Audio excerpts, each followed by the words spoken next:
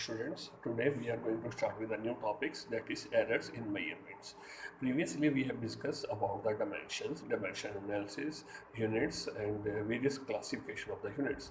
Now let us discuss about the errors. What is an error? Basically, error is a difference between the observed value and the actual value of the physical quantity.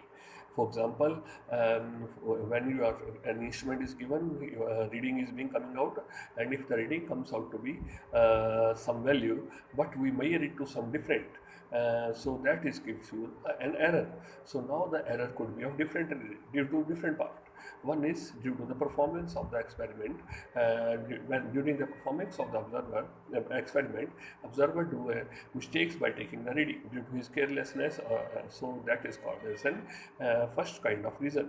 Second could be that there will be problem in the instrument, so that instrument may lead to give wrong readings. So due to that, so that will give you the error. For example, an instrument whose zero has to start from the 0 point, but it does not start from zero; it starts from reading 4. So that is giving an error.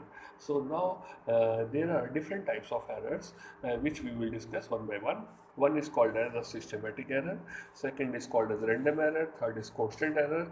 So all these classifications we will discuss one by one.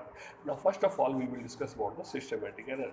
Now systematic errors are the these which are of the same sign, positive sign or negative sign. Either they are all of the positive or together the negative signs. Now for example, a scale of 15 centimeter is measuring 15.2 centimeter. So that means it is measuring 0.2 centimeter less. So this sign of error will be same sign in every observation. Now this systematic error can be further classified into three categories. One is called as an instrument error.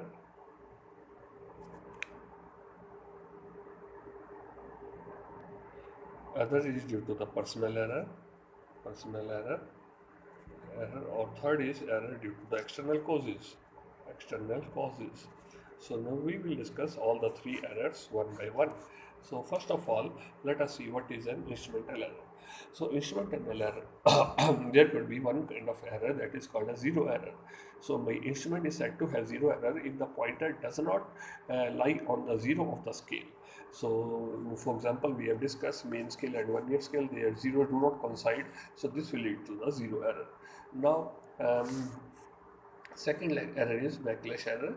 This error is due to the loose fitting or wear or tear in the instruments. So due to this, instrument is adjusted by rotating in one direction, then turned in opposite direction. The head may be rotated through some certain number of reasons. So this may lead to the error. And now the error is caused if the watch is running too fast or too slow. So this will also lead to the error. Now, these errors can be eliminated. First example, zero error is eliminated when you start the correction at zero, and when you start the experiment and end the experiment with the constant error to be excluded. So backlash error is avoided by rotating the screw in the same direction. This is the way these kind of errors can be removed. Now next is personal error. Now personal errors are the values which can be changed from person to person. So while taking the instruments of the readings or some different devices, so different person may read in different ways. So due to that, this kind of error may occur. For example, these can be avoided by using neglecting sources of error. So without carelessness, if you take the reading, then the errors can be removed. Then the reading the instrument incorrectly. If you do not read the instrument incorrectly, then the errors can be avoided.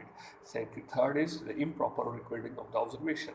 So if you record the observation comes, for example, if it is of 16.7 centimeter, you measure it to be 16.7, then this observation can be moved. If you measure it to be 160 centimeter, then it cannot be measured. Then error is due to the external causes. So this could be the temperature. First of the error, due to the temperature. For example, the temperature is changed, then there may be change in the length or some kind of changes in the other point devices. So this may call to the external error. Similarly, the buoyancy of air. So by weight of the air, for example, while determining the weight of the air, the volume may cause due to buoyancy of air, due to which there is a decrease in the weight. So such kind of errors will be there.